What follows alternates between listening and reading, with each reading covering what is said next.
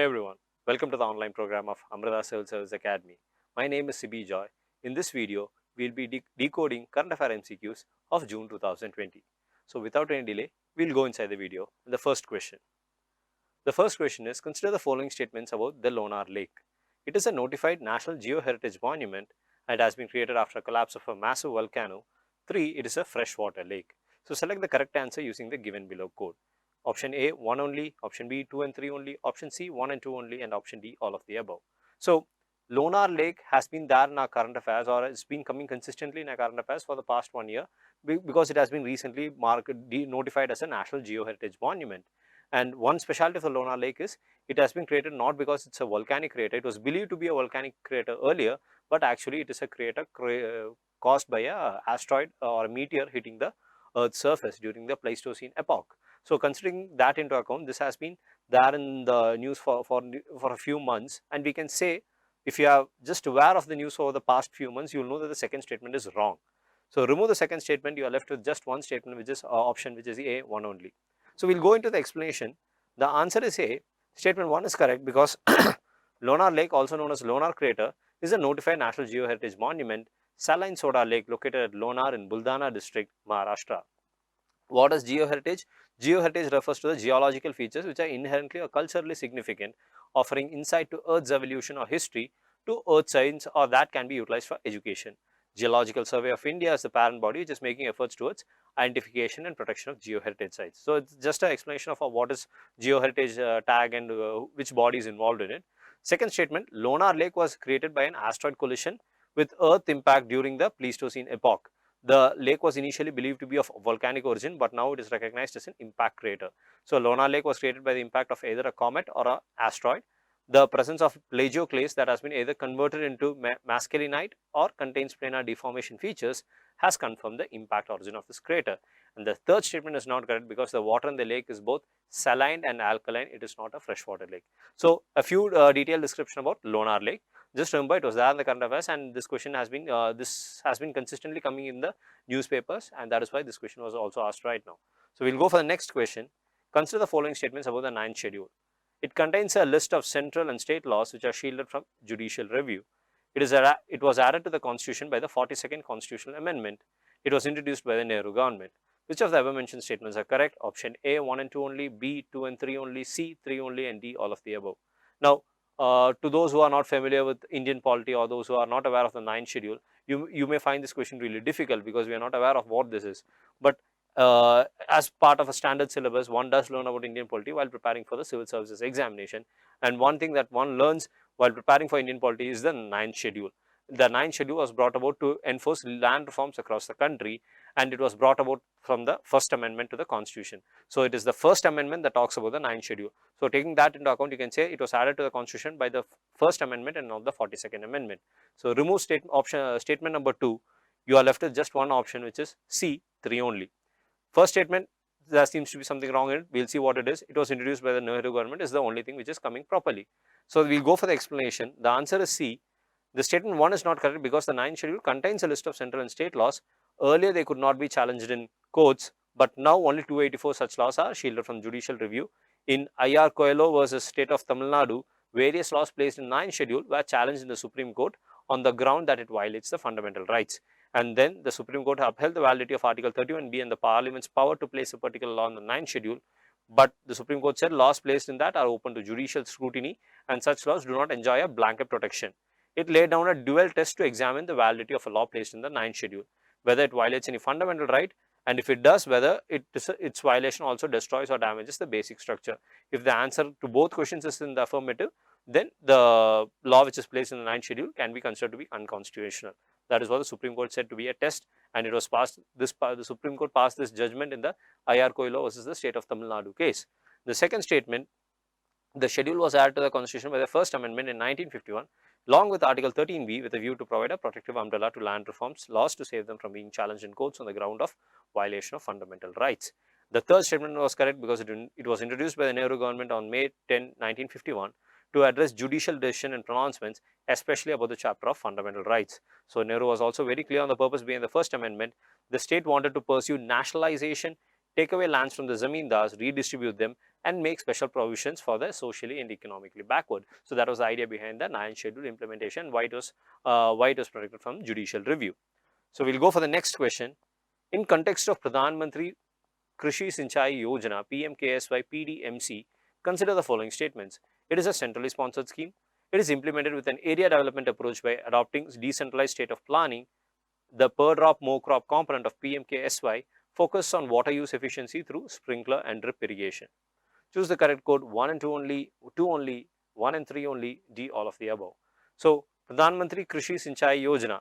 So Sinchai means irrigation in Hindi. So even if you are not aware of it, Krishi, agriculture, we are all aware of that at least. So keeping this into mind, we must understand that agriculture is mainly a state subject. So the amount which the central government can interfere on a state subject is very limited. So definitely it can only be a centrally sponsored scheme and not a centrally sector scheme. Centrally sector schemes will have complete sponsors, the complete amount will be paid by the central government. Whereas in centrally sponsored scheme, it's going to be paid, a part payment will be done by the state government and part will be done by the central government. So taking that, it talks about Krishi and talks about Krishi Sinchai, which is irrigation. We can consider that it is definitely going to be a central sponsored scheme and not a central sector scheme, which is completely supported by the central government. Central sector is completely supported by the central government. This is a partly supported scheme, so it's definitely a centrally sponsored scheme. So the first statement is correct. That removes option B, 2 only. Then it is implemented with an area development approach by adopting decentralized state level planning. Yes, since the states are involved in it, the second statement is also quite possible, because we need a decentralized state level planning to understand what is the demand of the agriculture region within each state. So taking that into account, the second statement is also right. Then your options are again reduced to option A, 1 and 2 only, and option D, all of the above. The third statement, the per drop more crop component of PMKSY focus on water use efficiency through sprinkler and drip irrigation. Yes, it is quite possible. We need to ensure that the water irrigation, the water given for irrigation has to be utilized rationally, and definitely the usage of sprinkler and drip irrigation would be one of the best choices to do it. So taking that into account, we can say that option D sounds really relevant. The correct answer is option D. We'll go for the explanation. PMKSY is a centrally sponsored scheme launched in 2015 with implementation share of center states at 75-25%, and in case of northeastern region hilly states, it will be 90:10. Second statement is correct because it will be implemented in an area development approach adopting decentralized state level planning and projectized execution, allowing the states to draw their irrigation development plans based on districts or block plans with a horizon of 5 to 7 years. States can take up projects based on the district or state irrigation plan. All the states and union territories, including northeastern states, are covered under the program. Third statement is also correct because the per drop more crop of Pradhan Mantri Krishi Sinchai Yojana focus on water use efficiency through the sprinkler and drip irrigation. It also aims at reducing fertilizer use, labor expenses and input costs. So that is there for this explanation. We'll go for the next question.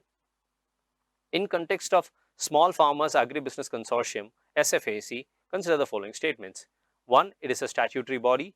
2. It has been entrusted with the task of implementing the National Agriculture Market Scheme on e-platform to progressively free agriculture trade. It has launched the Kisan Rath app to lessen the problem of transport of farm produce during lockdown. Choose the correct code. Option A, 1 and 2 only, option B, 2 and 3 only, option C, 1 and 3, and option D, all of the above.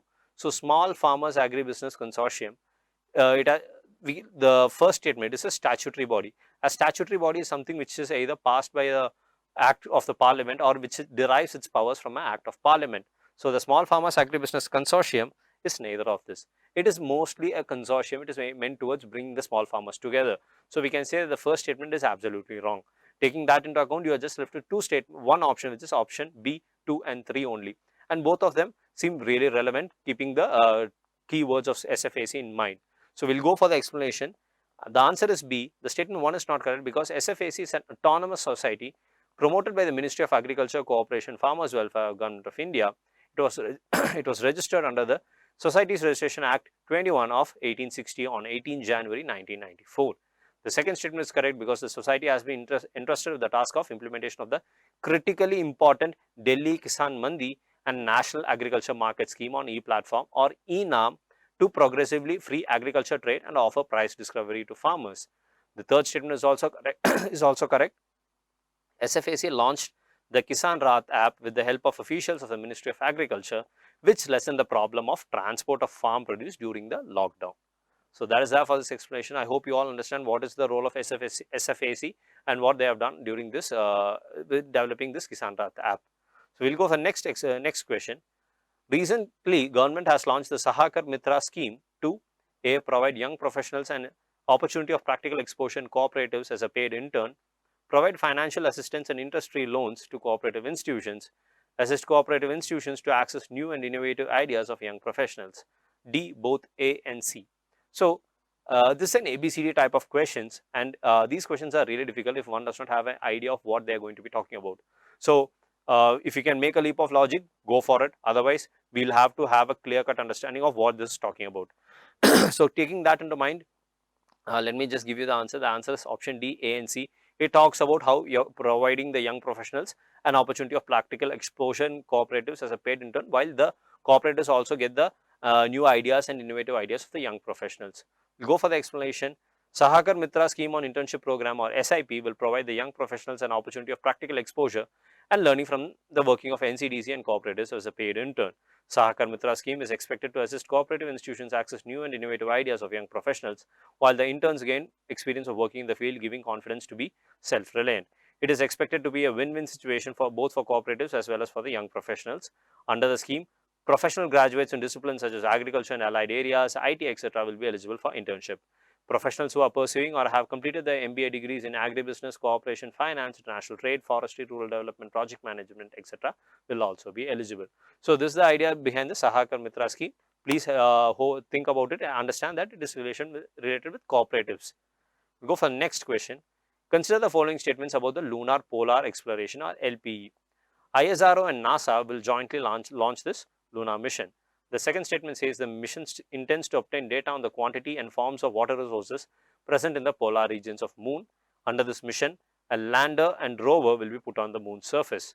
Select the correct answer using the given below code. Option A, 1 only, option B, 2 and 3 only, option C, 1 and 3 only, and option D, none of the above. So, lunar polar exploration, it's a very important current affair we've been discussing in. And one key word we have to notice, it is not involving NASA, but rather it involves JAXA, or the Japanese Space Agency. So, the first statement itself is wrong. You remove the first statement, you are left with option B, 2 and 3, or option D, none of the above. Now, the rest of the statements seem very similar to what is the demand of the lunar polar exploration program, and we'll go with the option B, which is option 2 and 3. Statement 1 is not correct. We'll go for the explanation says the statement 1 is not correct. Japan and India will be launching a joint lunar mission called the Lunar Polar Exploration, LPE. Second statement is correct because observational data suggests the existence of water in the polar regions of Moon. The mission intends to obtain data on the quantity and forms of water resources present in order to determine the feasibility of utilizing such resources for sustainable space explorations. So, that is the idea behind the lunar polar exploration. Then the third statement is also correct because the mission aims to put a lander and a rover on the Moon surface, and the mission will be launched by the year after 2023. So, keep the year in mind, see which are the agencies involved in it and what it has. It has mainly a rover and a lander, and its idea is to for utilizing resources of water which is present in the polar regions of Moon for sustainable space exploration in the future. So, that is the explanation for this question. We'll go for the next one. Consider the following statements about the Indian Ocean Commission, or IOC. It is an intergovernmental body to protect the interests of all Indian Ocean islands. Both India and China are observer nations of this organization. Which of the above mentioned statements are correct? Option A, 1 only, option B, 2 only, option C, both 1 and 2, and option D, none of the above. So, looking at the first statement itself, the key word of all makes this a bit confusing because the term says Indian Ocean Commission, and definitely you can say under the Indian Ocean Commission all the islands of it can come. But at the same time, since it is there is a problem of taking this absolute words like all, only, always, we can say that there is an element of doubt in it. So, either it can be D, none of the above, or option B, 2 only. So, we can take a 50-50 chance and go for it. The correct answer would be option B, 2 only. The Indian Ocean Commission is an intergovernmental body created in 1984 to protect the interests of the Western Indian Ocean islands, not all the islands of the Indian Ocean, but the Western Indian Ocean islands. It handles maritime governance in the Western Indian Ocean. The second statement is correct. It links African Indian Ocean nations like Comoros, Madagascar, Mauritius, Reunion Islands, which is a overseas region of France, and Seychelles. There are also 7 observer nations in this: China, India, Japan, the Sovereign Order of Malta, the European Union, and the Organisation Internationale de la Francophonie, and the United Nations. So just get an idea of who are the observers and which are the countries involved in this as members and where they are generally focused in. So understand it's generally focused in the western part of Indian Ocean. Go for the next question. Consider the following statements. Satkosia Tiger Reserve is located in Madhya Pradesh. STR is a part of country's first interstate tiger translocation project. Choose the correct code. Option A 1 only, option B 2 only, option C both 1 and 2, and option D none of the above. So you'll be learning about environment in your static part of the environment syllabus for your civil service preparation. At the same time, you'll be learning about the various tiger reserves India has along with the national parks and wildlife sanctuaries. Satkosia Tiger Reserve is a very important tiger reserve which is located in Odisha. It is not located in Maharashtra.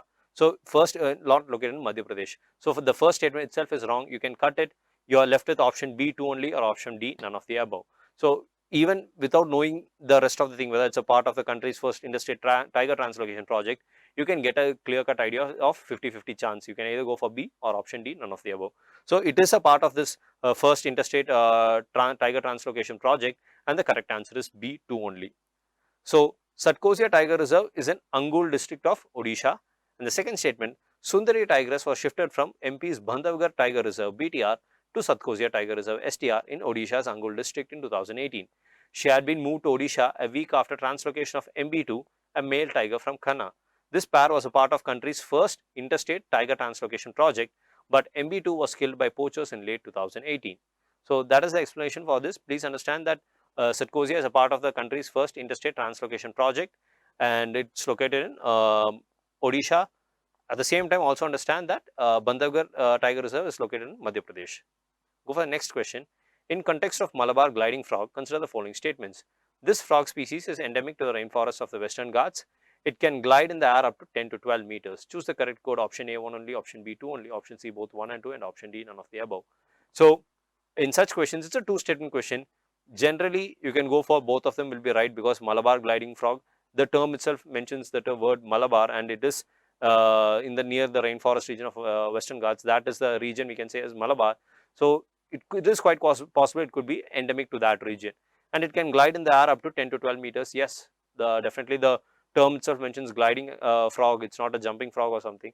So you can just use some kind of logic even if you are not aware of this topic to make an educated guess, and there is a large possibility in such questions your answer would be right. So my suggestion, if you find certain questions with relation to environment, see if there is some relation between that and go for it.